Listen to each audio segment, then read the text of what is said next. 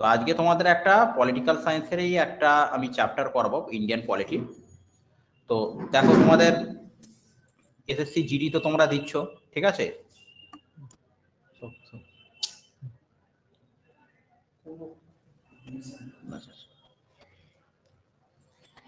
ওকে, ঠিক আছে, চলো তাহলে ইন্ডিয়ান পলিটিটা শুরু করা যাক।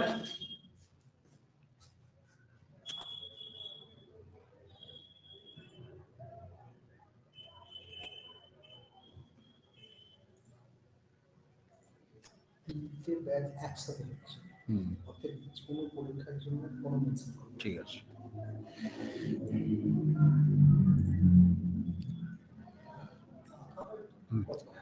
আচ্ছা।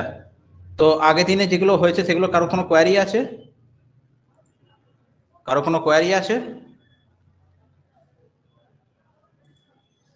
কোনো কোয়ারি আছে গাইস?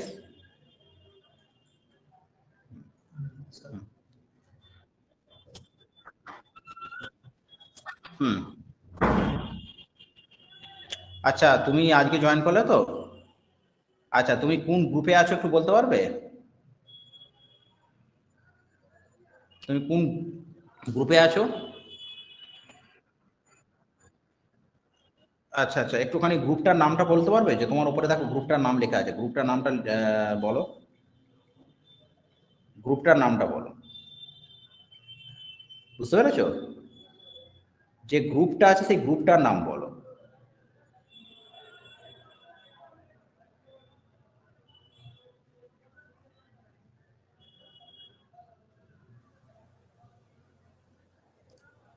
গ্রুপটার নাম বুঝতে পেরেছো? তোমার নামটা কি?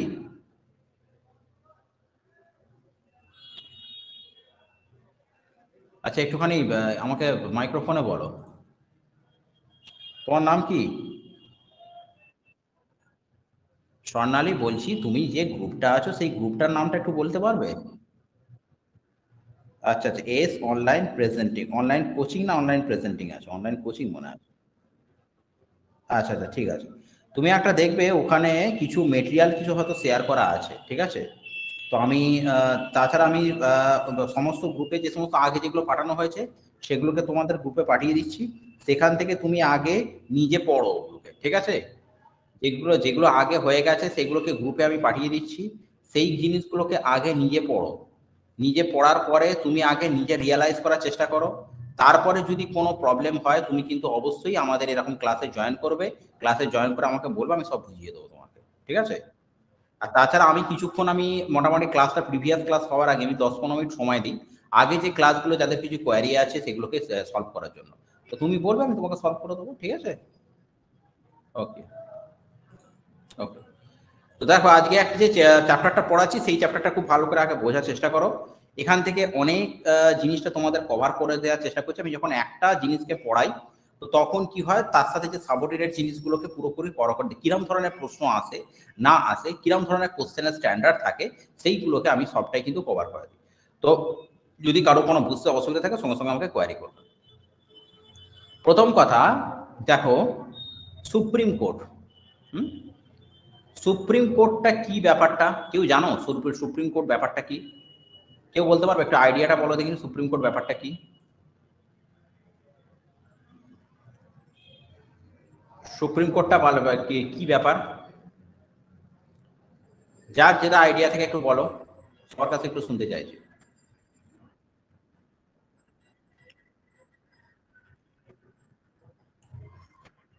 হুম,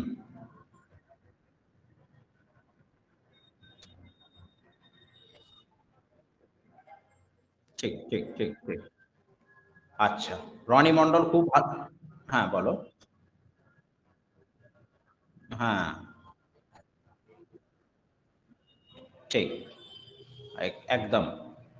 সুপ্রিম কোর্টটা সোজা কথা বলতে গেলে আমাদের হচ্ছে সর্বোচ্চ আদালত, বা এটাকে আমরা কি বলতে পারি, অ্যাপেক্স কোর্ট। অ্যাপেক্স কোর্ট যেমন আরবিআই, আরবিআইটাকে কি বলা হয়, অ্যাপেক্স ব্যাংক, সর্বোচ্চ ব্যাংকের ওপরে। তো সুপ্রিম কোর্টটা কি রয়েছে, অ্যাপেক্স কোর্ট। সুপ্রিম কোর্টের একটা হিস্ট্রি সম্বন্ধে তোমাদেরকে আগে বলি। আমরা দেখতে পাচ্ছি সুপ্রিম কোর্টটা দিল্লিতে রয়েছে, কিন্তু দিল্লিতে কি সুপ্রিম কোর্ট প্রথমে ছিল? না। দিল্লিতে কখনোই প্রথম সুপ্রিম কোর্টটা ছিল না। সুপ্রিম কোর্টটা কিন্তু আমাদের একটা ব্রিটিশদের সময় থেকে তৈরি হয়েছে। ব্রিটিশদের সময় থেকে যখন তৈরি হয়েছে তাহলে তুমি বলবে যে স্যার ব্রিটিশদের নিশ্চয়ই কোনো সেরকম অ্যাক্ট পাস হয়েছিল, যে অ্যাক্টের দ্বারা হচ্ছে সুপ্রিম কোর্টটা স্থাপিত হয়েছিল। তো প্রথমে আগে আমাদের জানতে হবে প্রথম সুপ্রিম কোর্টটা কোথায় ছিল এবং কোন অ্যাক্টের দ্বারা আমাদের প্রথম সুপ্রিম কোর্টটা স্ট্যাবলিশ হয়েছে। হয়েছে? দেখো, আমি তোমাদেরকে একদম বলছি, সেটাকে তোমরা মিলিয়ে নেবে। ফার্স্ট যেটা রয়েছে,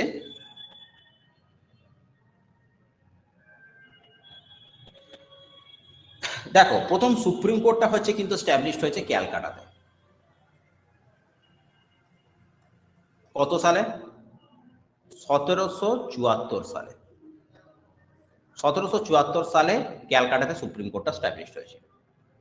আচ্ছা, 1774 সালে যখন ক্যালকাটাতে সুপ্রিম কোর্টটা স্ট্যাবলিশড হয়েছিল, কোন অ্যাক্টের দ্বারা হয়েছিল? মনে রাখবে 1773। হ্যাঁ, ইয়েস, 1773 সালে একটা অ্যাক্ট হয়েছিল, সেই অ্যাক্টটা হয়েছিল রেগুলেটিং অ্যাক্ট। এটা তোমাদের আমি এর আগে যখন ডিসকাশন করিয়েছি তোমাদেরকে বলিয়েছি, রেগুলেটিং অ্যাক্ট। এই রেগুলেটিং অ্যাক্টে কি হয়েছিল না, আমাদের ইন্ডিয়ান ভারতের যে মানে বেঙ্গলের গভর্নর থেকে একটা গভর্নর জেনারেল হয়েছিল, তাও কি সেটা বেঙ্গল, নট ইন্ডিয়া। 1773 সালে রেগুলেটিং অ্যাক্টে গভর্নর জেনারেল অফ বেঙ্গল হয়েছিল, নট কিন্তু ইন্ডিয়া। এটা কিন্তু মাথায় রাখতে হবে। প্লাস কি হয়েছিল, এই 1773 সালের রেগুলেটিং অ্যাক্ট অনুসারে 1774 সালে হচ্ছে কিন্তু সুপ্রিম কোর্টটা স্ট্যাবলিশ হয়েছিল। তাহলে এখন আমরা দেখতে পাচ্ছি যে সুপ্রিম কোর্টটা দিল্লিতে রয়েছে। তাহলে এইবার আমাদের জানতে হবে যে কোন সালে আমাদের দিল্লিতে সুপ্রিম কোর্টটা স্ট্যাবলিশড হয়। কেউ বলতে পারবে এটা, যে ক্যালকাটা থেকে দিল্লিতে কবে সুপ্রিম কোর্টটা ট্রান্সফার হয়?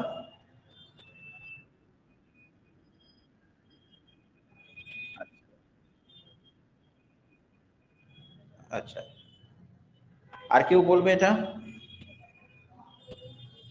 আর কেউ বলবে? চেষ্টা করো আর একটু কেউ।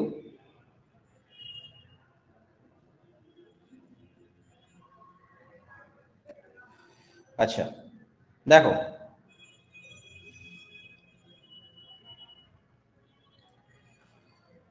মনে রাখবে যে কবে হয়েছিল এটা, মনে রাখবে 12 ডিসেম্বর 1911 সালে। ঠিক আছে, 12 ডিসেম্বর 1911 সালে যেমন আমাদের যখন আমাদের ক্যালকাটা থেকে যখন দিল্লিতে যখন ক্যাপিটালটা যেরকম ট্রান্সফার হলো, ঠিক সেই রকম ভাবে আমাদের কিন্তু সুপ্রিম কোর্টটাও কিন্তু আমাদের ট্রান্সফার হয়েছিল ক্যালকাটা থেকে দিল্লিতে। সেই সময়টা কে ছিল? সেই সময়টা ছিল হচ্ছে লর্ড হার্ডিঞ্জ। তাহলে সুপ্রিম কোর্টটা সম্বন্ধে তাহলে বোঝা গেল। তাহলে কি অ্যাক্টের দ্বারা হয়েছিল? 1773 সালের রেগুলেটিং অ্যাক্ট, সেই অনুযায়ী 1774 সালে স্ট্যাবলিশড হয়েছিল এবং 12 ডিসেম্বর 1911 সালে আমাদের কলকাতা থেকে দিল্লিতে সুপ্রিম কোর্টটা ট্রান্সফার হয়েছিল। ঠিক আছে, আচ্ছা এইবারে বলতে পারো যে তখন তো সুপ্রিম কোর্টটা ব্রিটিশদের আন্ডারে ছিল, তাহলে স্বাধীন ভারতবর্ষে কবে স্থাপিত হয়? স্বাধীন ভারতবর্ষে 26 জানুয়ারি 1950 সালে সুপ্রিম কোর্টটা প্রতিষ্ঠিত হয়। এই সুপ্রিম কোর্টটা কি সুপ্রিম কোর্ট না, আমাদের ইন্ডিয়ান সুপ্রিম কোর্ট।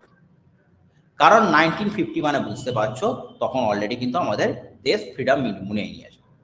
আর এই 26 জানুয়ারিটা কি হয়েছে? 26 জানুয়ারি 1950-তে কি হয় না, আমাদের কনস্টিটিউশনটাকে ইনাগুরেট করা হয়। ঠিক আছে, আচ্ছা এইবারে কথা হচ্ছে কি, এই যে সুপ্রিম কোর্টটার আগে কি নাম ছিল?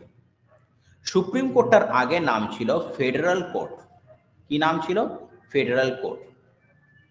কি করে ফেডারেল কোর্ট নাম হলো? আমাদের একটা অ্যাক্ট ছিল 90। আচ্ছা, প্রথম কথা কোনটা বলো তো, ওই তোমার যে 1911 সালেরটা? হ্যাঁ, 12 ডিসেম্বর 1911 সালে কি হয়েছিল, আমাদের সুপ্রিম কোর্টটা ক্যালকাটা থেকে দিল্লিতে ট্রান্সফার হয়েছিল। 1911 সালে কি হয়েছিল, India was under the rule of the British government. ঠিক আছে, তাহলে আমাদের নিশ্চয়ই স্বাধীন ভারতবর্ষে সুপ্রিম কোর্টটা স্ট্যাবলিশ হয়নি। স্বাধীন ভারতবর্ষে দিল্লিতে সুপ্রিম কোর্টটা ইন্ডিয়ানদের যারা প্রথম স্থাপিত হলো সেইটা হলো 28 জানুয়ারি 1950। ঠিক আছে, তিনটে ডেট কিন্তু আমি তোমাদের বলে দিলাম। দেখো 1773 সালে রেগুলেটিং অ্যাক্ট, তারপরে হচ্ছে 1911, তারপরে হচ্ছে 1950। ক্লিয়ার হলো সবার কাছে? ক্লিয়ার হয়েছে? ঠিক আছে। আচ্ছা, এবারে কথা হচ্ছে কি যে এইটাকে আমরা আর একটা কথা কি বলতে পারি, ফেডারেল কোড বলতে পারি। কেন ফেডারেল কোড বলতে পারি? কারণ 1935 সালের একটা অ্যাক্ট হয়েছিল, সেই অ্যাক্টের নাম কি? Government of India act. এইখানে দুটো কোশ্চেন ইম্পর্টেন্ট। 1935 সালে গভর্নমেন্ট অফ ইন্ডিয়া অ্যাক্ট কি হয়েছিল না, ইন্ডিয়ানকে কি হয়েছিল দেখো, দুটো জিনিস হয়েছিল। আরবিআই ওয়াজ স্ট্যাবলিশড।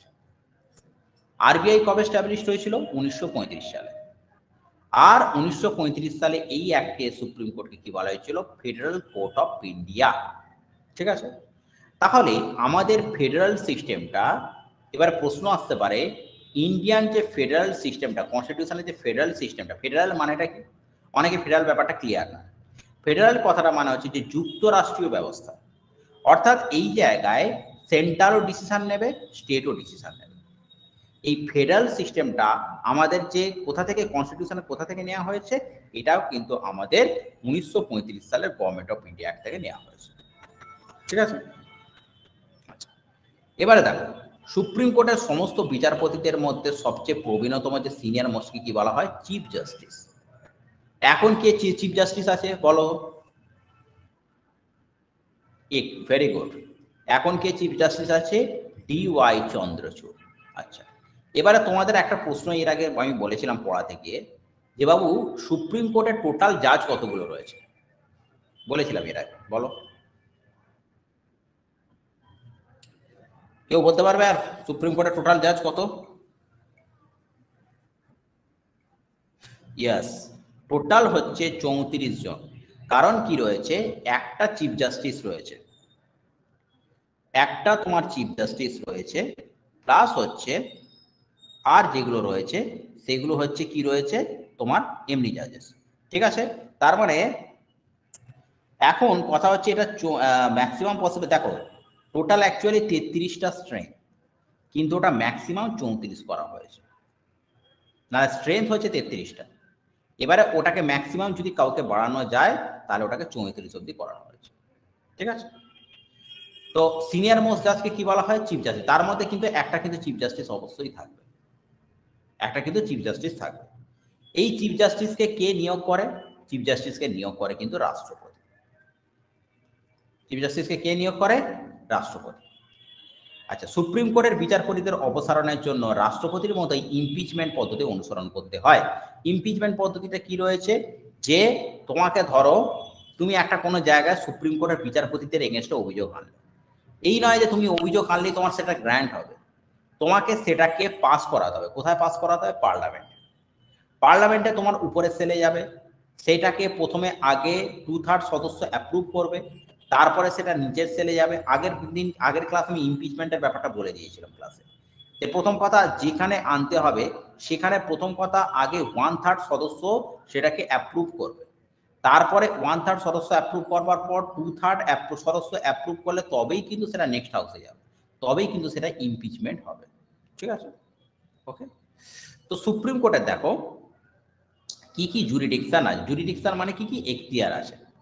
প্রথম কথা দেখো, অরিজিনাল জুরিডিকশন কি রয়েছে? কেন্দ্রের সঙ্গে রাজ্যের বিবাদ সংক্রান্ত মামলা। তোমাকে কিছুক্ষণ আগে কি বললাম বাবু? কি বললাম? ফেডারেল কোর্ট বললাম তো, হ্যাঁ। ফেডারেল মানে কি রয়েছে? যুক্তরাষ্ট্রীয় ব্যবস্থা। তাহলে কি দেখবে? একটা সেন্ট্রালও দেখবে, তার সঙ্গে স্টেট দেখবে। Am I correct? এক্ষুনি বললাম না? তাহলে যদি সুপ্রিম কোর্টটা ফেডারেল কোর্ট হয় তাহলে নিশ্চয়ই কেন্দ্রের সঙ্গে রাজ্যের বিবাদ মামলাটাও দেখবে, দুই রাজ্যের কোনো বিবাদ সংক্রান্ত মামলাটাও দেখবে, আর দেশের একমাত্র সুপ্রিম কোর্ট এই ধরনের। তার মানে দুটো স্টেটের মধ্যে যদি সেন্ট্রাল আর স্টেটের মধ্যে কোনো বিরোধ হয় সেটাকে কে সলভ করবে? Supreme court.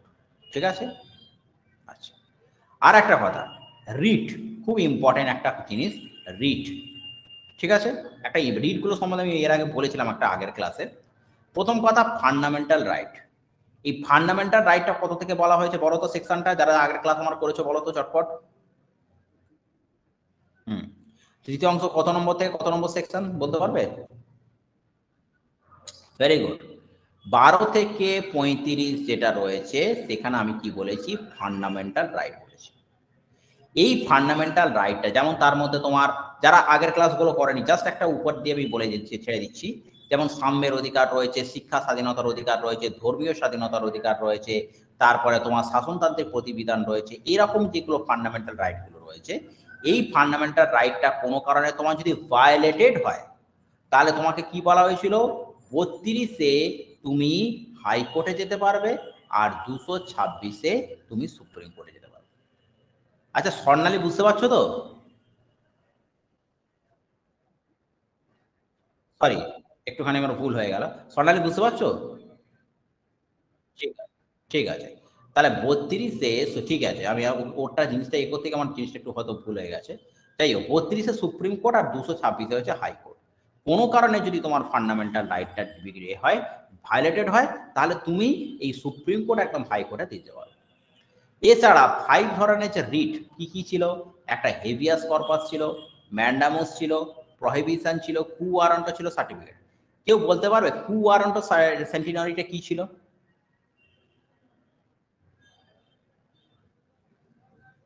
কু ওয়ারান্টটা কি ছিল কেউ বলতে পারবে?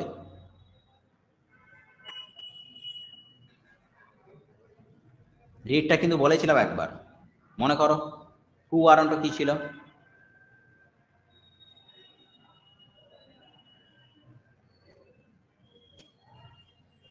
মনে রাখতে হবে তো। কু ওয়ারান্ট কি ছিল? ধরো তুমি একটা কাউকে কোনো পদে দায়িত্ব দিয়ে দিয়েছো, সে সেই পদটাকে ঠিকঠাকভাবে যেখানে তাকে দায়িত্ব দেওয়া হয়েছে সে সেটাকে ঠিকঠাকভাবে পালন করছে না, তুমি তাকে আদেশ দিতে পারো, তোমার যেটা কাজ তোমাকে সেটা করতেই হবে, তোমার কিন্তু দায়িত্ব তুমি এড়িয়ে যেতে পারো না। তুমি একটা তোমার, হ্যাঁ,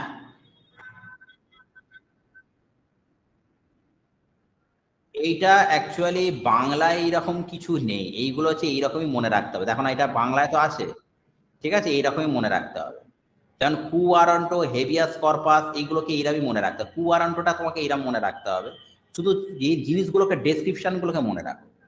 যে ধরো তুমি একটা কোনো কাউকে দায়িত্ব দিয়ে রেখেছো, দিয়েছে কোনো একটা পদে দিয়েছো, দায়িত্ব দিয়েছো, সে সেই পদটাকে পালন করবে। এবারে ধরো একটা কথা হচ্ছে সেই জিনিসটাকে দায়িত্বটা ঠিক মতো পালন করছে না, তখন তুমি কিন্তু তাকে ইনস্ট্রাকশন দিতে পারো, তোমাকে কিন্তু তোমার যে কাজটা, তোমার যে দায়িত্বটা ঠিকঠাকভাবে তোমাকে পালন করতেই হবে। You have to carry out your responsibility as well. Very good, this is called quo warranto. Habeas corpus, কোনো যদি কোর্ট কাউকে সামান করে, ঠিক আছে, তাকে সশরীরে গিয়ে উপস্থিত থাকতে হবে, সশরীরে গিয়ে উপস্থিত থাকতে হবে। প্রহিবিশন, প্রহিবিশন কি করতে পারে, সুপ্রিম কোর্ট হাইকোর্টকে হচ্ছে প্রহিবিট করতে পারে যে তুমি এই কেসটাকে নিয়ে আর মুভ করো না, এই কেসটা এখন আমার এগেনস্টে চলে আসছে, তুমি সেটাকে আর মুভ করো না, ঠিক আছে। এইগুলো হয়ে গেল রিট, বুঝতে পেরেছো? আচ্ছা, এই ফার্স্ট এডটা যেটা বললাম সেটার কোনো অসুবিধা আছে? ঠিক আছে, ঠিক আছে। এবারে কোনো বিক্ষুব্ধ নাগরিক তার মৌলিক অধিকার খর্ব করার জন্য সুপ্রিম কোর্টে যেতে পারে, ঠিক আছে। শুধু সুপ্রিম কোর্ট না, এটা এটা এটা এটা আমি তোমাদেরকে বলে দিলাম এক্ষুনি যে দুটো সেকশন কাজে লাগবে, একটা হচ্ছে 32 আর একটা হচ্ছে 226। এই দুটোকে বলা হয়েছে কি, হার্ট অ্যান্ড, মানে বি আর আম্বেদকর কি বলেছে, heart and soul of the constitution.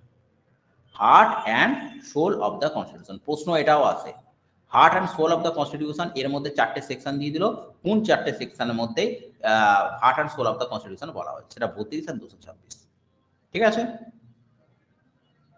আচ্ছা, আচ্ছা, এরপরে দেখো অ্যাপলেট জুরিসডিকশন, আর্টিকেল 132, নিম্ন আদালতের রায়ে সন্তুষ্ট না হলে সুপ্রিম কোর্ট অবধি অ্যাপিল করা যেতে পারে। এই যে এখন লোকে একটা কেস যখন হাইকোর্টে জিনিসটা হচ্ছে না, তখন সুপ্রিম কোর্ট, এটা সেকশনটা কত, আর্টিকেল 132। আর্টিকেল 132-তে বলা হয়েছে যে তোমার হাইকোর্টে কেসটা চললো, তুমি সেটাকে ভালো লাগলো না, তোমার মানে তার যে ফেসলাটা তোমাকে শোনালো, তার যে জাজমেন্টটা তোমাকে শোনালো, সেটা তোমার মোটেই ভালো লাগলো না, তুমি কিন্তু ডিরেক্ট সুপ্রিম কোর্টে অ্যাপিল করতে পারো। সেটা কত নম্বর সেকশন আর্টিকেলে বলা হয়েছে, 132, ঠিক আছে।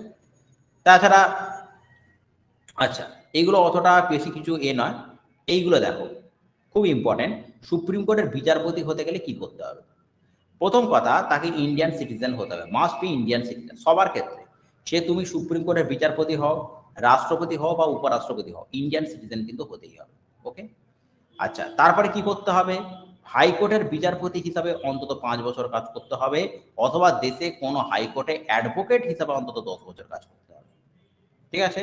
আচ্ছা, এবারে বলো, আমাদের ওয়েস্ট বেঙ্গলের এখন অ্যাডভোকেট জেনারেল কে রয়েছে? চটপট বলো। Who is the advocate general of the west Bengal? বলো।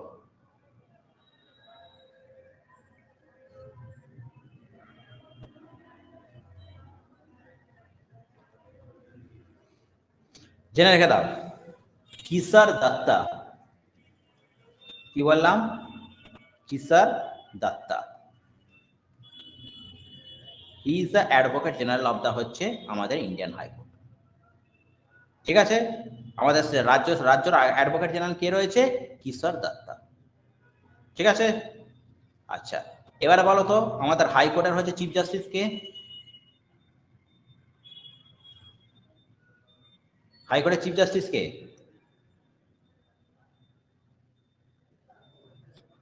কি গো বলো ইয়ার, কি গো সব গেল? হাইকোর্টের চিফ জাস্টিস, হ্যাঁ, গুড, ভেরি গুড। হাইকোর্টের এখন চিফ জাস্টিস রয়েছে T S Sivagnanam. T S Sivagnanam. T S Sivagnanam. ঠিক আছে? হ্যাঁ হ্যাঁ, বলো, শুনছি। হ্যাঁ,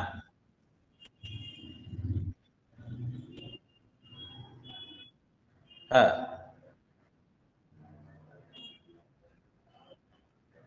না, ওটাকে তোমাকে হচ্ছে যদি রেজিস্ট্রেশন হয়, তার রেজিস্ট্রেশনের একটা প্রসেস আছে। যে প্রসেসে তোমাকে বাই রেজিস্টার হতে হবে, সেই প্রসেসে তুমি যদি হলে তাহলে সেটা অ্যাকসেপ্টেড হবে। ঠিক আছে? তুমি ভারতীয় নাগরিক তুমি বাই বার্থ হলে তো ঠিকই আছে, কিন্তু বাই রেজিস্ট্রেশন হলে রেজিস্ট্রেশনের যে প্রসিডিওর আছে, সেই প্রসিডিওরে তুমি যে দাও, তবেই কিন্তু তোমাকে ভারতীয় নাগরিক হিসাবে ট্রিট করতে হবে, তাহলে কিন্তু হবে। বুঝতে পারলাম? রেজিস্ট্রেশনের যে রেজিস্ট্রেশনের যে প্রসিডিওর আছে, যে তোমাকে দেখবে রেজিস্ট্রেশনের, ওটা আমি এটা পড়াবো, সিটিজেনশিপটা পড়াবো, যেটা 5 থেকে 11-তে বলা হয় যে বাই বার্থ রয়েছে, বাই রেজিস্ট্রেশন। রেজিস্ট্রেশনের যে প্রসিডিওরটা রয়েছে, যে রেজিস্ট্রেশন হতে গেলে তাকে ভারতীয় নাগরিক হিসেবে রেজিস্টার হতে গেলে কি করতে হবে, সেই যে ক্লজটা দেওয়া রয়েছে, ওই ক্লজটা তুমি যদি ফুলফিল করো, তাহলে কিন্তু তুমি ইন্ডিয়ান সিটিজেন। সেটা হলেও কিন্তু তুমি চিফ জাস্টিস হতে পারবে। বুঝতে পারলাম? ঠিক আছে, ওকে, ওকে। আচ্ছা, সুপ্রিম কোর্টের প্রবীণ বিচারপতিদের মধ্যে চিফ জাস্টিসকে অ্যাপয়েন্ট করা হয়। আচ্ছা, এইটুকু মনে রাখবে যে তাহলে কি বললাম, তাহলে তাকে কি করতে হবে? ভারতীয় নাগরিক হতে হবে, আর অন্তত 5 বছর কাজ করতে হবে, অথবা দেশের কোনো হাইকোর্টের অ্যাডভোকেট হিসেবে 10 বছর কাজ করতে হবে। তুমি এটা হাইকোর্টের বিচারপতি হিসেবে 5 বছর কাজ করতে পারো, বা কোনো অ্যাডভোকেট, দেশের কোনো এমনি হাইকোর্ট যেগুলো রয়েছে সেগুলোও তুমি 10 বছর কাজ করতে পারো। ঠিক আছে? আর রাষ্ট্রপতি একজন বিশ্বাসভাজন জুরি হতে হবে, কারণ কে সুপ্রিম কোর্টের বিচারপতিকে কে নিয়োগ করে? রাষ্ট্রপতি। জিনিসটা দেখো, একটা জিনিস চিন্তা করো, সুপ্রিম কোর্টের বিচারপতিকে কে নিয়োগ করে? রাষ্ট্রপতি। আবার রাষ্ট্রপতি যখন শপথ গ্রহণ করে, যেটা তোমার 60-এ বলা হয়েছে, রাষ্ট্রপতি যখন শপথ গ্রহণ করে, তখন কিন্তু সুপ্রিম কোর্টের বিচারপতির সামনেই করে। ঠিক আছে? সুপ্রিম কোর্টের বিচারপতির সামনেই করে। যদি সুপ্রিম কোর্টের বিচারপতি না থাকে, তাহলে সিনিয়র মোস্ট জাজ অফ দ্য সুপ্রিম কোর্টের সামনে করে। তাহলে কিরকম লিঙ্কটা বুঝতে পারছো? হাইকোর্টের, সুপ্রিম কোর্টের বিচারপতিকে রাষ্ট্রপতি নিয়োগ করে, আবার রাষ্ট্রপতি যখন শপথ গ্রহণ করে, সুপ্রিম কোর্টের বিচারপতির সামনেই করে। যদি সুপ্রিম কোর্টের বিচারপতি অনুপস্থিত থাকে, তাহলে সিনিয়র মোস্ট জাজ of the supreme court, senior most জাজ অফ দ্য সুপ্রিম কোর্টের সামনে রাষ্ট্রপতি শপথ গ্রহণ করে। বুঝতে পারা গেছে?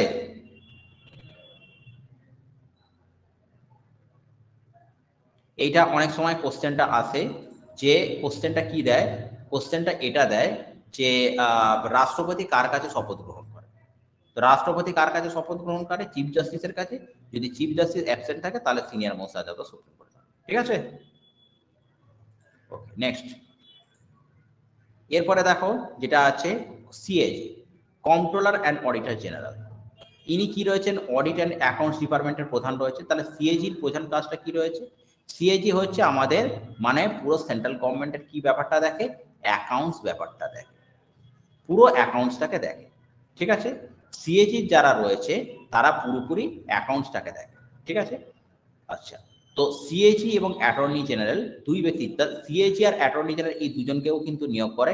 আচ্ছা, সিএজিটা কিসের কিসের অডিট করে? দেখো, consolidated fund and contingency fund, দুটোর মধ্যে ব্যাপারটা কি রয়েছে দেখো। একটা হচ্ছে কি কনসোলিডেটেড ফান্ড, কনসোলিডেটেড ফান্ড থেকে হচ্ছে এই যে ধরো রাষ্ট্রপতি উপরাষ্ট্রপতি যেগুলো রয়েছে সেগুলো তাদের কিন্তু সব বেতনগুলোকে, সেই সমস্ত বেতনগুলোকে কিন্তু সব এই কনসোলিডেটেড ফান্ড থেকে হয়। আর কন্টিনজেন্সি ফান্ড যেটা রয়েছে, কন্টিনজেন্সি ফান্ডটা হচ্ছে তোমার যেটা রাখা হয়েছে ওটা দুটো কারণে রাখা হয়েছে। একটা হচ্ছে কি আমাদের যারা তোমার এই সমস্ত সরকারি অফিসারগুলো রয়েছে তাদেরও যেমন স্যালারিটা হয়, প্লাস কন্টিনজেন্সি ফান্ডটা আর একটা কারণে রাখা হয়েছে, যদি কোনো ইমার্জেন্সি সিচুয়েশন হয়, আজকে যদি বন্যা হয়, ভূমিকম্প হয় বা খরা হয়, সেইটার জন্য কিন্তু কন্টিনজেন্সি ফান্ডটা ইউজ করা হয়। তো দুটোরই কিন্তু কনসোলিডেটেড ফান্ড আর কন্টিনজেন্সি ফান্ড এই দুটোকেই কিন্তু হচ্ছে ব্যয়টা নিয়মিত করা হচ্ছে সিএজি। ঠিক আছে, আচ্ছা এবারে তুমি আমাদের, হ্যাঁ বলো বলো বলো বলো।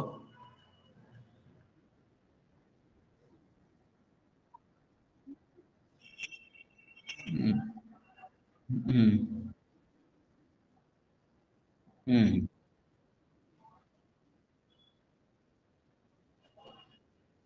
না, তখন কনসোলিডেটেড ফান্ড ইউজ হবে না, কন্টিনজেন্সি ফান্ড ইউজ হবে। ঠিক আছে, কারণ ফিনান্স, হ্যাঁ হ্যাঁ হ্যাঁ, কনসোলিডেটেড ফান্ডটা তখন ইউজ হবে না, ফিনান্সিয়াল ইমার্জেন্সিটা আসলে তখন কন্টিনজেন্সি ফান্ডটা ইউজ হবে। ঠিক আছে, হুম, আচ্ছা। এবারে দেখো, অফিসের মেয়াদ হচ্ছে 6 বছর অথবা ব্যক্তির 65 বছর পর্যন্ত, যেটা আগে আসবে। আচ্ছা, সিএজিটাকে কিভাবে কিভাবে হয় দেখো, দেখো সিএজির হচ্ছে কি রয়েছে, মেয়াদটা 6 বছর অথবা ব্যক্তির 65 বছর, যেটা আগে আসবে। ধরো অফিসের তার হচ্ছে 6 ইয়ার্স, 6 ইয়ার্সের ধরো তার 6 বছর হয়ে গেছে, তার এখনো 65 হয়নি, তারে কিন্তু সে কিন্তু রিটায়ার হয়ে যাবে। এবারে ধরো তার 6 বছর হয়নি কিন্তু তার 65 ইয়ার্স হয়ে গেছে, তাহলে কিন্তু সে এই সালে রিটায়ার হয়ে যাবে। দুটোর মধ্যে যেটা আগে আসবে। হ্যাঁ, আচ্ছা। সিআইজি বা এজিআই রাষ্ট্রপতির কাছে পদত্যাগ পত্র দিয়ে নিজের দায়িত্ব থেকে অব্যাহতি পেতে পারে। ঠিক আছে, এটাই গেল। ঠিক আছে, আচ্ছা এবার বলো আমাদের এখন প্রেজেন্ট সিএজি কে রয়েছে? হু ইজ প্রেজেন্ট সিএজি, বলো।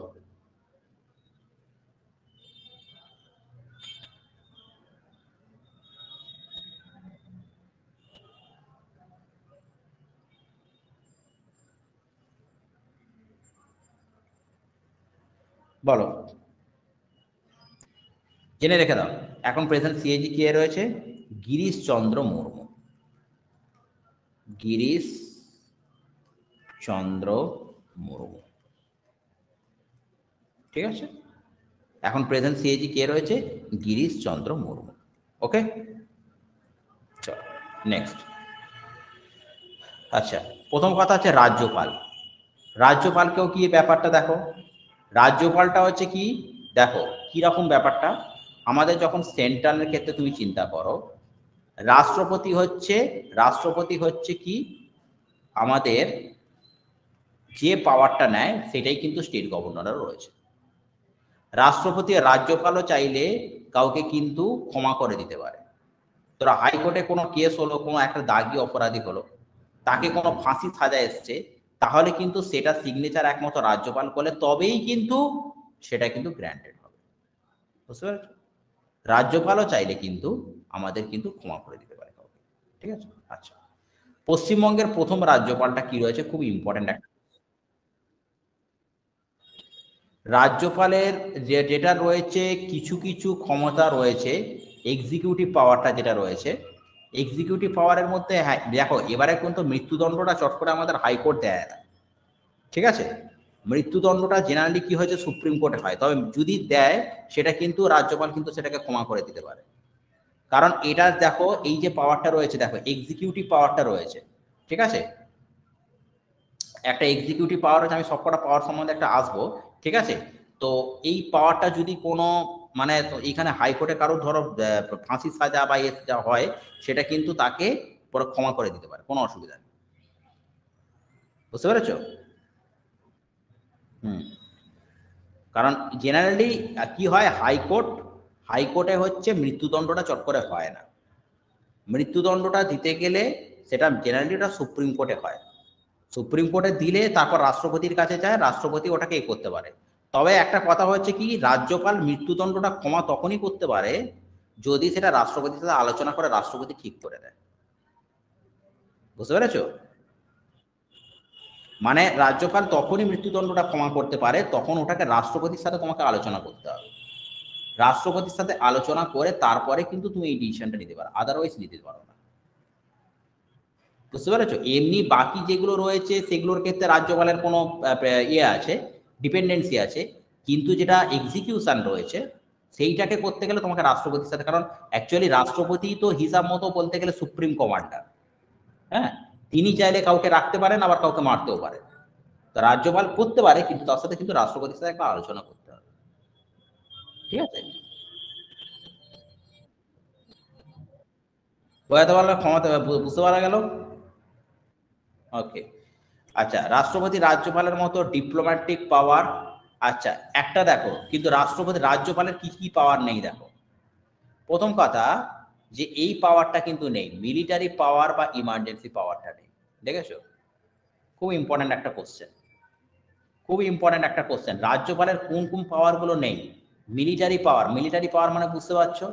Supreme commander. কি বললাম? Supreme commander. সুপ্রিম কমান্ডার একমাত্র আমাদের দেশের রাষ্ট্রপতি, আর কেউ নয়। সুপ্রিম কমান্ডার মানে কি, যে এই যে আমাদের স্থল, নৌবাহিনী আর জল যেটা রয়েছে, যখন যুদ্ধটা লাগে রাষ্ট্রপতি থেকে পারমিশন নেবে, কোনো স্টেট গভর্নরের থেকে পারমিশন নেবে না। মিলিটারি পাওয়ারটাও নেই আর ইমার্জেন্সি পাওয়ারটা নেই। তার মানে যে তিনটে ইমার্জেন্সি রয়েছে, 352, 356, 360, এই যে ইমার্জেন্সিগুলো রয়েছে এই ইমার্জেন্সি পাওয়ারটাও কিন্তু নেই। বুঝতে পেরেছো? প্লাস আর একটা হচ্ছে ডিপ্লোম্যাটিক পাওয়ার, ওটা তো ছেড়ে দাও, কিন্তু মেন দুটো খুব কোশ্চেন ইম্পর্টেন্ট, যে একটা কি কি পাওয়ার নেই, মিলিটারি পাওয়ার, ইমার্জেন্সি। এখানের মধ্যে কোশ্চেন আসতে পারে, which of the following power is not vested in the state governor. সেখানে তোমাকে চারটে পাওয়ার দিয়ে দিল, তারপর মিলিটারি বা ইমার্জেন্সি পাওয়ারটা ছিল। ঠিক আছে? বাকি দেখো সবই কিন্তু এক আছে। রাষ্ট্রপতির মতো একইভাবে রাজ্য সংক্রান্ত কোনো বিল অনুমোদন পেলে তবেই কিন্তু অ্যাক্টে সেটা পরিণত হয়। একই ব্যাপার। হ্যাঁ, তারপরে তোমাদের সেই আগে যেটা বলেছিলাম যে ভেটোর ব্যাপারটা বলেছিলাম, যে রাষ্ট্রপতির মতো রাজ্যপাল কোনো বিলকে অনির্দিষ্টকালের জন্য হোল্ড করে রাখতে পারেন না। এখানে আবার একটা কোশ্চেন চলে এলো। একটা রয়েছে, তার মানে কি হয়েছে দেখো, ভেটো ক্ষমতাটা রয়েছে, কিন্তু রাষ্ট্রপতির তো তিনটে ভেটো রয়েছিল। একটা ছিল অ্যাবসলিউট ভেটো ছিল, একটা সাসপেন্সিভ ভেটো ছিল, আর একটা পকেট ভেটো ছিল। মনে পড়ছে? আগের এক ক্লাসে পড়িয়েছিলাম। সাসপেন্সিভ ভেটো রয়েছে, যে বিলটাকে কি করতে পারে, যে তিনি ব্যাপারটা হচ্ছে আবার পুনর্বিবেচনার জন্য পাঠাতে পারে। অ্যাবসলিউট ভেটো রয়েছে, সেখানে হচ্ছে তিনি বিলটাকে সেখানে সিগনেচার করে দিতে পারেন। আর পকেট ভেটোটা যেটা রয়েছে, সেখানে তিনি বলছেনও না যে এটাকে পুনর্কনসিডারেশনের জন্য পাঠাতে হবে কি পাঠাতে হবে না, তখন কি হয়েছে, বিলটাকে কিছুদিনের জন্য হোল্ড করে রাখে। এই পকেট ভেটোটাও কিন্তু কার ক্ষমতা আছে? একমাত্র রাষ্ট্রপতি। ঠিক আছে? খুব ইম্পর্টেন্ট, এই কতগুলো জায়গা আমাদের পড়তেই হবে। কিভাবে যে কোশ্চেন আসবে কেউ কিছু বলতে পারে না। মিলিটারি পাওয়ার আর একটা হচ্ছে ইমার্জেন্সি পাওয়ার। এই মিলিটারি পাওয়ার আর ইমার্জেন্সি পাওয়ারটা কিরকম রয়েছে, কার নেই? এক রাজ্যপালের নেই। আর কি রাজ্যপালের আর কি নেই? পকেট ভেটো করার ক্ষমতাটা কিন্তু নেই। বুঝতে পেরেছ? রাষ্ট্রপতির মতো রাজ্যপাল ও রাজ্য বিধানসভা রাজ্য বিধানসভার অধিকার বা চলাকালীন বা টেম্পোরারি বেসিসে অর্ডিন্যান্স জারি। এখানে কি হচ্ছে, অর্ডিন্যান্স জারি করতে পারে, এটা রাজ্যপালেরও ক্ষমতা আছে, রাষ্ট্রপতির ক্ষমতা আছে। যে যখন কোনো তোমার দুটো সেশন মধ্যে কোনো সেশন থাকে, তবে হ্যাঁ অর্ডিন্যান্স তখনই জারি করতে পারেন যখন কোনো সেশন থাকবে না। এই নয় যে আমার মনে হলো অর্ডিন্যান্স জারি করলাম সেরকম। আচ্ছা, শোনো শোনো শোনো শোনো, এখানে একটা জিনিস আছে, তোমার এই কোশ্চেনটা খুব ইম্পর্টেন্ট কোশ্চেন। কে বললো কি ক্ষমা বা মৃত্যুদণ্ডকে ক্ষমা করতে পারে না? কে কোশ্চেনটা করলো? নামটা কি তোমার? সুজিতেশ বেরা। সুজিতেশ বেরা খুব ভালো একটা কোশ্চেন করেছো। এইখানে দেখো, দেখো এটা তো আপডেটেড ছিল না, আমি একটু রেকটিফাই করে নিচ্ছি। ক্ষমা প্রদর্শনের ক্ষমতা থাকলেও, দেখো খুব ইম্পর্টেন্ট কোশ্চেন, ক্ষমা প্রদর্শনের ক্ষমতা থাকলেও রাষ্ট্রপতির মতো রাজ্যপালও কোনো মৃত্যুদণ্ডপ্রাপ্ত অপরাধীকে ক্ষমা করতে পারেন না। খুব ইম্পর্টেন্ট একটা কোশ্চেন, খুব ইম্পর্টেন্ট একটা কোশ্চেন, আমি একটু রেকটিফাই করে নিচ্ছি। বুঝতে পেরেছো? তার মানে রাজ্যপালেরও কিন্তু কোনো অধিকার নেই যে কাউকে অপরাধে মৃত্যুদণ্ডপ্রাপ্ত কোনো অপরাধীকে ক্ষমা করা। এক্সিকিউশনটা যেটা রয়েছে সেটা কিন্তু করার ক্ষমতা নেই। বুঝতে পেরেছো?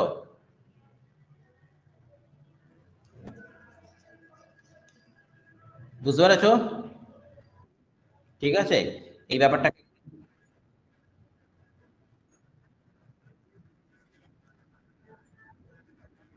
হুম।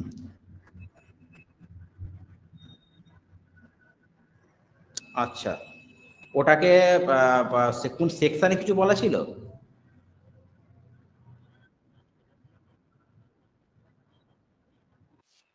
2021-এর নিয়মটা চালু হয়েছে। আচ্ছা তাহলে সে,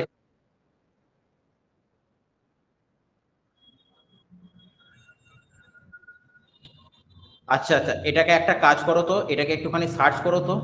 ঠিক আছে, আমি ওটা একটুখানি সার্চ করব। কারণ এখানে তো বলছে এটাকে অপরাধীকে ক্ষমা করতে পারে না, কারণ এটা আমি জানি। ওকে যেটা আমি বললাম, মানে আমি ওই সুজিতেশকে যে কোশ্চেনটা বললাম, ওই 2021-এর ওই জাজমেন্টটাকে কিছুটা করেই বলেছিলাম যে রাজ্যপাল চাইলে রাষ্ট্রপতির সাথে আলোচনা করে তিনি ওটাকে ক্ষমা করতে পারেন। বুঝতে পেরেছো? কিন্তু এখানে আবার কিন্তু লিখছে অপরাধীকে ক্ষমা করতে পারে না, তো এখন আপডেটেড হতেও পারে। ঠিক আছে, অনেক সময় আপডেট, তো আমি ওটাকে সার্চ করবো, এটা তোমাদের নেক্সট ক্লাস আমি তোমাদের বলবো। ঠিক আছে, কি ব্যাপারটা আছে এটাকে তোমাদের নেক্সট ক্লাস আমি এই জিনিসটা ক্লিয়ার করে দেবো। হতে পারে এই জিনিসটাকে হয়তো আপডেটেড করেনি, বা এটাকে আপডেট ব্যাপার আছে, সেটা আমি এ করে দেবো। ঠিক আছে, ওকে। দেখো রাজ্যের, এবারে দেখো রাজ্যের মন্ত্রীবর্গ, রাজ্যপালের শাসন কার্য সাহায্য বা পরামর্শ দেওয়ার জন্য মুখ্যমন্ত্রীর নেতৃত্বে একটা মন্ত্রী পরিষদ থাকবে। তাহলে মুখ্যমন্ত্রীর নেতৃত্বে একটা মন্ত্রী পরিষদ থাকবে। মন্ত্রী পরিষদে যেমন আমাদের ইয়ে রয়েছে, সেন্ট্রাল গভর্নমেন্টের মিনিস্টার রয়েছে, ক্যাবিনেট মিনিস্টার রয়েছে, তো সেই রকম হচ্ছে একটা মন্ত্রী পরিষদটা থাকবে। ঠিক আছে। আচ্ছা, রাজ্য আইনসভার সদস্য নয় এমন কাউকে যদি মন্ত্রী নিয়োগ করা হয়, তাকে 6 মাসের মধ্যে আইনসভার সদস্য হতে হবে। 6 মাসের মধ্যে। আর 91তম সংবিধান সংশোধন অনুযায়ী বিধানসভার মোট সদস্য সংখ্যা হচ্ছে 15%। এটা হয়ে গেল, এগুলো আছে। আচ্ছা, এবারে দেখো, এগুলো তো নিশ্চয়ই জানো, প্রথম শ্রেণীর যারা মন্ত্রীরা রয়েছে তাই এগুলো মোটামুটি পড়ে নেবে, ক্যাবিনেট মন্ত্রী আর রাষ্ট্রমন্ত্রী, এগুলো তো আছেই।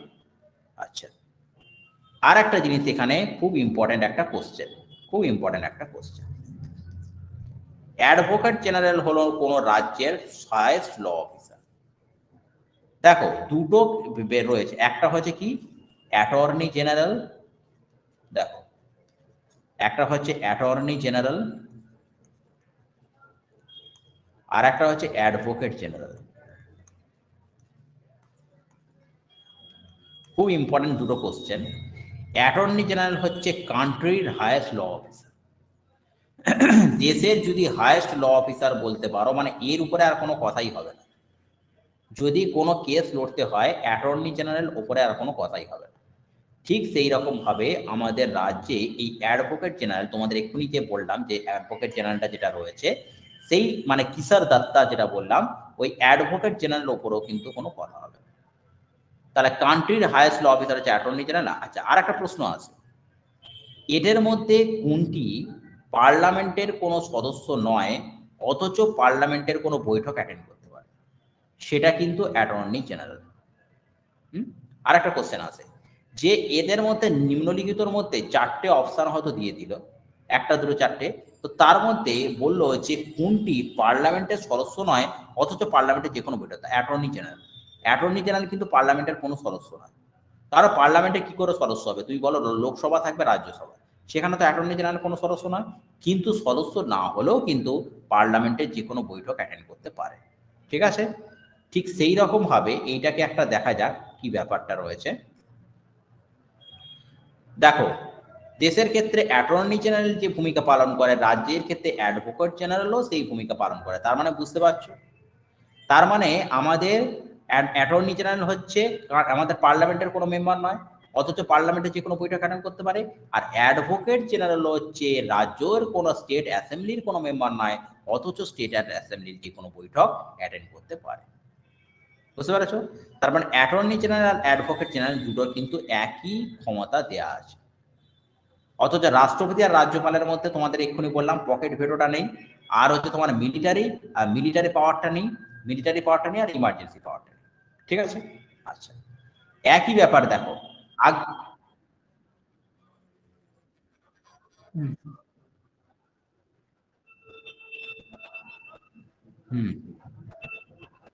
হুম হুম হুম। হ্যাঁ, অ্যাডভোকেট জেনারেল। কারণ ব্যাপারটা হচ্ছে দেখো, মত প্রকাশ করবার জন্য তাকে তো প্রথম কথা ধরো পার্লামেন্টে যে ভোটিংটা হয় 1/3 2/3, তো সেই যে 1/3 বা 2/3 ভোটিংটা হয় সেটা তো পার্লামেন্টের মেম্বারের জন্য, but they are not the member of the parliament. তাহলে তাদের যখন মতটা মানে তো সেখানে ভোটিং এর ব্যাপার চলে আসছে, তাহলে সেখানে কি করে মতটা প্রকাশ করবে?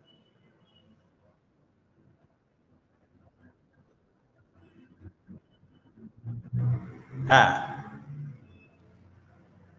অ্যাডভোকেট জেনারেলটা তোমার অ্যাডভোকেট জেনারেল তো কোনো মেম্বারই নয়। অ্যাডভোকেট জেনারেল সব থেকে বড় কথা 2/3 কেন, অ্যাডভোকেট জেনারেল তো কোনো মেম্বারই নয়। যেমন অ্যাটর্নি জেনারেলটা কান্ট্রির হায়েস্ট ল অফিসার, অ্যাডভোকেট জেনারেলটা হচ্ছে স্টেটের হায়েস্ট ল অফিসার। এরা ল অফিসার হতে পারে, কিন্তু ল অফিসারটা কিরকম বলতো, কোনো সরকারের ভালো ল অফিসার, সরকার পক্ষের আইনজীবী। তাহলে সেই হিসাবে সরকারের কোনো বৈঠক অ্যাটেন্ড করতেই পারে। কিন্তু ব্যাপারটা হচ্ছে কি, যে এই যে ভোট দিয়ে তারপরে সেটাকে নিজের মানে মুভমেন্টটাকে স্ট্যাবলিশ করা, এইটা কিন্তু অ্যাটর্নি জেনারেল অ্যাডভোকেট জেনারেল করতে পারবে না। তাকে হয়তো জিনিসটাকে কোনো এক্সিকিউট করতে পারলো, যে আমি তোমাকে একটা জিনিস বলে দিলাম, তুমি সেটাকে এক্সিকিউট করো। যেমন ধরো হাইকোর্ট বা সুপ্রিম, তুমি একটা জিনিস চিন্তা করো, একটু লজিক দিয়ে চিন্তা করো। হাইকোর্ট সুপ্রিম কোর্ট কি কোনো ল তৈরি করে? হাইকোর্ট সুপ্রিম কোর্ট তো কোনো ল তৈরি করে না। হাইকোর্ট সুপ্রিম কোর্ট কি করে, লটাকে এক্সিকিউট করে। তাহলে so advocate general and attorney general, they are all the members of the high court and the supreme court. Advocate general তোমার হাইকোর্ট, অ্যাটর্নি জেনারেল তোমার সুপ্রিম কোর্ট। তাহলে তোমার সেই জায়গায় তারা লটাকে কি করে তৈরি করবে? সেই জন্য লটা তৈরি করতে পারে না বলে তারা কোনো কথা বলতে পারে না। ঠিক আছে, সবকিছু লজিক দিয়ে চিন্তা করতে হবে বাবু। বুঝতে পেরেছো আমি কি বলতে চাইছি?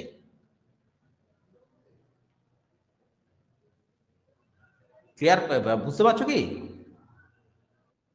হ্যাঁ, হ্যাঁ, তো সেইটাই হচ্ছে ব্যাপার, আমাদের সবকিছু লজিকটা দিয়ে চিন্তা করতে হবে, যে আমাদের হাইকোর্ট সুপ্রিম কোর্টটা তো গড়ে উঠেছে এক্সিকিউট করার জন্য, they are not the law makers. Parliament are the law makers, পার্লামেন্টে কিন্তু লগুলোকে তৈরি করে। ঠিক আছে, এবার পার্লামেন্ট যেহেতু লটাকে তৈরি করে, তাহলে এরা যেহেতু এক্সিকিউট করে, so they are the members of the high court and the supreme court, তাহলে এরা কি করে সেই জায়গায় ভোট দান করতে পারে? হুম। ঠিক আছে, গুড, ভেরি গুড। এই ব্যাচটা কিন্তু সত্যিকার খুব ভালো, বেশ পড়ি, আমারও বেশ ভালো লাগছে। ওকে, এরকম প্রম্পট করলে বেশ আমারও বেশ ইন্টারেস্ট আছে, বেশ আমি যেটা পড়াচ্ছি বেশ ভালো লাগে। ওকে, এবারে দেখো মুখ্যমন্ত্রী, রাজ্যের ক্ষেত্রে সাংবিধানিক প্রধান হলো রাজ্যপাল। দেখো আর একটা কি হচ্ছে, এইখানে আবার একটা ব্যাপার আছে, ডিজিওর এক্সিকিউটিভ, ডি ফ্যাক্টো এক্সিকিউটিভ। দেখো এখানে এই যে ডি জিওর এক্সিকিউটিভ, এইটা আমি আগের দিনকে বলেছিলাম, একটা বইতে আমি লেখা ছিল, ডি জিওর এক্সিকিউটিভ মানে কি, নাম সর্বস্ব শাসক। আর ডি ফ্যাক্টো এক্সিকিউটিভ মানে প্রকৃত শাসক। দেখো রাজ্যপাল হচ্ছে ডিজিওর এক্সিকিউটিভ, ঠিক সেই রকম ভাবেই কিন্তু রাষ্ট্রপতিকে তো বলা হয়েছে, রাষ্ট্রপতি হচ্ছে ডিজিওর এক্সিকিউটিভ। ডিজিওর এক্সিকিউটিভ মানেটা কি রয়েছে, যে এ হচ্ছে নাম সর্বস্ব শাসক। আর প্রধানমন্ত্রী হচ্ছে কি ডিফ্যাক্টো এক্সিকিউটিভ, মানে এ হচ্ছে প্রকৃত শাসক। ঠিক সেই রকম ভাবে দেখো বাবু, ডিজিওর এক্সিকিউটিভ হচ্ছে রাজ্যপাল, রাজ্যপাল হচ্ছে ডিজিওর এক্সিকিউটিভ, আর ডিফ্যাক্টো এক্সিকিউটিভ হচ্ছে মুখ্যমন্ত্রী। বুঝতে পেরেছো? ওকে, আচ্ছা, তাকে মুখ্যমন্ত্রীর পদে অভিযুক্ত হলে হতে গেলে তাকে কি করতে হবে, 6 মাসের মধ্যে তাকে বিধানসভা নির্বাচন অবশ্যই জিতে আসতে হবে। আচ্ছা, তাকে কি করতে হবে, মোটামুটি 25 বছর বয়স হতে হবে, 6 মাসের মধ্যে কোনো পার্লামেন্ট বা লোকসভাতে জিতে আসতে হবে, এরকম এইগুলো আছে। হ্যাঁ, আচ্ছা, এরকম কি আছে, 25 বছর বয়স হতে হবে। 25 বছর বয়সটা আমাদের এর ক্ষেত্র, এইটা অনেক সময় কোশ্চেন আমি দেখেছি। হুম, এইটা অনেক সময় আমি কোশ্চেনে দেখেছি, যে যখন লোকসভার মেম্বার হতে গেলে তাকে কত মানে ন্যূনতম বয়স হতে হবে, 25 বছর বয়স কিন্তু হতে হবে। ওকে, আচ্ছা। আর এবারে দেখো রাজ্য আইনসভা, স্টেট লেজিসলেচার, এটাতে টোটাল কত মেম্বার আছে? 294 না? আগের দিন বলেছিলাম 294 তো গাইস, বলো। হ্যাঁ, ইয়েস 294। আচ্ছা, রাজ্য আইনসভাটা কি আছে দেখো। প্রথম কথা, লেজিসলেটিভ অ্যাসেম্বলি রয়েছে, লেজিসলেটিভ কাউন্সিল রয়েছে, গভর্নর রয়েছে। দেশের 6টি রাজ্য দেখো, কালকে সেদিন আমি কি বলেছিলাম যে সব জায়গায় কি হয়েছে, বিধান পরিষদটা নেই। ঠিক আছে, বিধান পরিষদটা কি কি কোন 6টি রাজ্যতে বিধান, যেমন ধর তেলেঙ্গানা আছে, কর্ণাটক আছে, অন্ধ্রপ্রদেশ আছে, উত্তরপ্রদেশ আছে, মহারাষ্ট্র, বিহার আছে। হ্যাঁ, এইবারে কথা হচ্ছে কি, প্রথম কিন্তু থাকে আমাদের এখানে, প্রথমে লেজিসলেটিভ অ্যাসেম্বলি দিয়েছে দেখো, প্রথমে কিন্তু থাকে লেজিসলেটিভ কাউন্সিল, তারপরে কিন্তু থাকে লেজিসলেটিভ অ্যাসেম্বলি।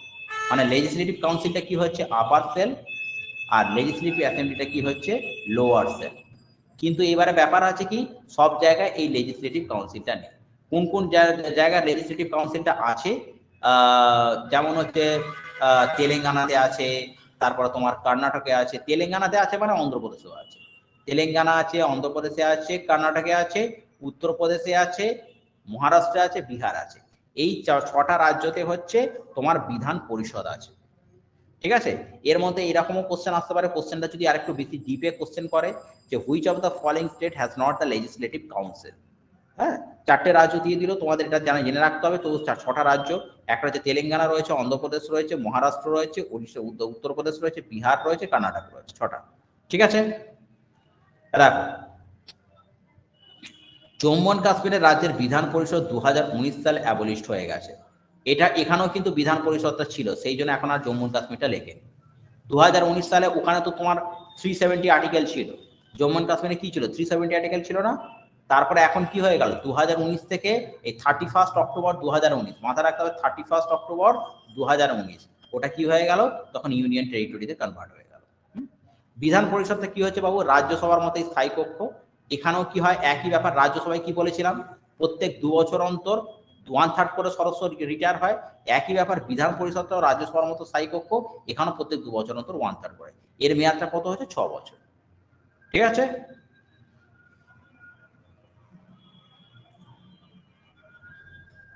বলো।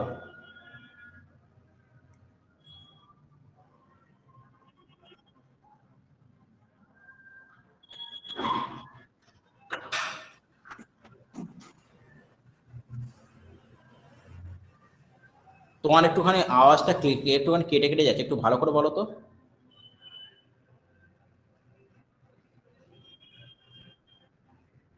হ্যাঁ,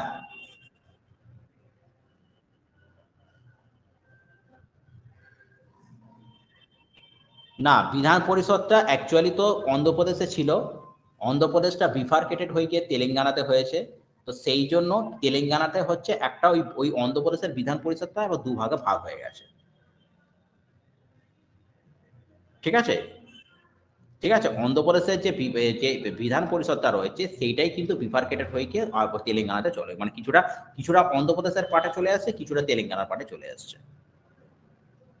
ঠিক আছে, এই হচ্ছে ব্যাপার। হুম, স্বর্ণালী বলো।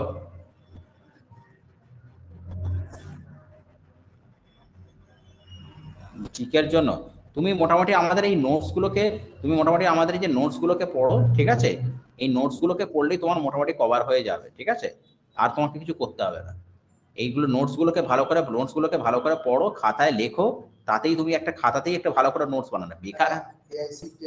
হ্যাঁ, তারপর হচ্ছে তুমি এআইসি টেস্টের যে অ্যাপটা রয়েছে সেখান থেকে তুমি টেস্ট দাও, এতেই তোমার কভার হয়ে যাবে। ঠিক আছে, হুম। তো এখানে দেখো হাইকোর্টে কি কি রয়েছে। হাইকোর্টে হচ্ছে তোমার হচ্ছে সিভিল ম্যাটার রয়েছে, তারপর যাদের রয়েছে মুন্সিপাল আদালত রয়েছে, এগুলো তো তোমার একটুখানি পড়ে নেবে। আচ্ছা, লোকাল গভর্নমেন্টে কি রয়েছে, হুম, ঠিক আছে, এটা করে দিই। আচ্ছা, আর 5 মিনিট ক্লাস হবে, 5 মিনিট ক্লাস হওয়ার পরে আমি ক্লাসটাকে করে দেবো, দিয়ে বাকি পোর্শনটা কালকে আমরা ডিসকাস করবো। ঠিক আছে, আচ্ছা। তো এখানে দেখো একটা কথা হচ্ছে যে এখানে বিকেন্দ্রীকরণ যেটা রয়েছে, ডিসেন্ট্রালাইজেশন, সেটা কিন্তু 3টে ধাপে হবে।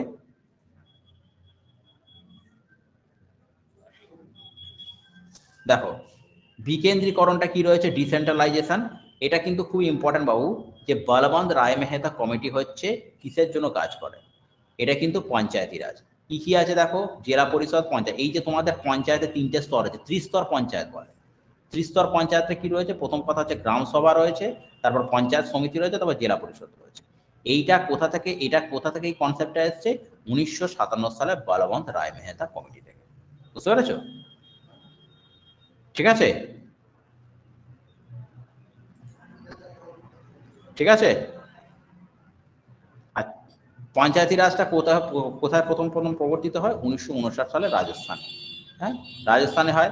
তারপরে হচ্ছে কি, এটা আবার অশোক মেহতা কমিটি হয়। এই কমিটিগুলো খুব ইম্পর্টেন্ট। একটা হচ্ছে বলবন্ত রায় মেহতা কমিটি হচ্ছে, যেটা হচ্ছে তোমার 1957 সালে। হ্যাঁ, আর একটা হচ্ছে তোমার 1978 সালে কি হচ্ছে, তোমার অশোক মেহতা কমিটি। অশোক মেহতা কমিটিতে কি কি হচ্ছে? একটা হচ্ছে জেলা পরিষদ, আর একটা হচ্ছে মন্ডল পঞ্চায়েত রয়েছে। আর অবশেষে 1988 সালে গ্যাডগিল কমিটির রেকমেন্ডেশন অনুসারে পঞ্চায়েতি রাজ ভারতীয় সংবিধানে হচ্ছে অন্তর্ভুক্ত হয়। গ্যাডগিল কমিটি মানে বুঝতে পেরেছো? আমার ক্লাস এর আগে যারা করেছো, আগের বারে সেই করেছিলাম না তোমাদের, ফার্স্ট 5 ইয়ার প্ল্যান করেছিলাম না? 5 ইয়ার প্ল্যানে মনে হচ্ছে ফোর্থ না 5 ইয়ার প্ল্যানটা মনে ছিল যে গ্যাডগিল কমিটি, গ্যাডগিল তত্ত্ব। থার্ডে ছিল না? হ্যাঁ, থার্ডে ছিল হচ্ছে গ্যাডগিল তত্ত্ব। গ্যাডগিল তত্ত্ব হচ্ছে সেই গ্যাডগিল তত্ত্ব অনুসারে পঞ্চায়েতি রাজটাকে ধরা। তার মানে ফার্স্ট 5 ইয়ার একটা প্ল্যান একটা ছিল, সেকেন্ড 5 ইয়ার প্ল্যান একটা ছিল, থার্ড 5 ইয়ার প্ল্যানটা, থার্ড যে 5 ইয়ার প্ল্যানটা 1988 সালে ছিল, সেইটা অনুযায়ী কিন্তু আমাদের এই পঞ্চায়েতি রাজটা ভারতীয় সংবিধানে অন্তর্ভুক্ত। তাহলে দুটো কোশ্চেন এখান থেকে ইম্পর্টেন্ট। একটা হচ্ছে বলবন্ত রায় মেহতা কমিটিতে কি করা হয়েছিল, কটা পঞ্চায়েত ছিল, ত্রিস্তর পঞ্চায়েত ছিল। আর একটা হচ্ছে অশোক মেহতা কমিটি, অশোক মেহতা কমিটিতে কি ছিল, আর কবেটা পঞ্চায়েতি রাজ আমাদের ভারতীয় সংবিধান ইনক্লুডেড হয়, কবে ভারতীয় সংবিধান ইনক্লুডেড হয়, সেটা হচ্ছে আমাদের গ্যাডগিল কমিটির থেকে।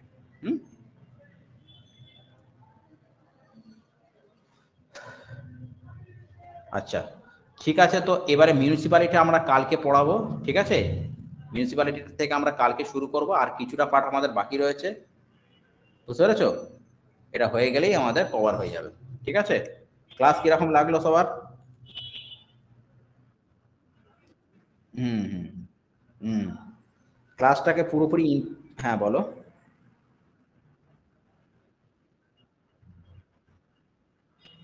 অ্যাপের হচ্ছে ওখানে একটা অনলাইন অ্যাপ রয়েছে, ওটা হচ্ছে তোমাদের গ্রুপে বলে দেওয়া হবে। ওই অ্যাপটাতে তুমি হচ্ছে বিভিন্ন রকম মক টেস্টগুলো দিতে পারবে। বুঝতে পেরেছো? আচ্ছা, ঠিক আছে। তো আজকে, হ্যাঁ, ঠিক আছে। তো আজকে ক্লাসটা ইউবি থাকলো, ক্লোজ থাকলো, স্টপ করছি।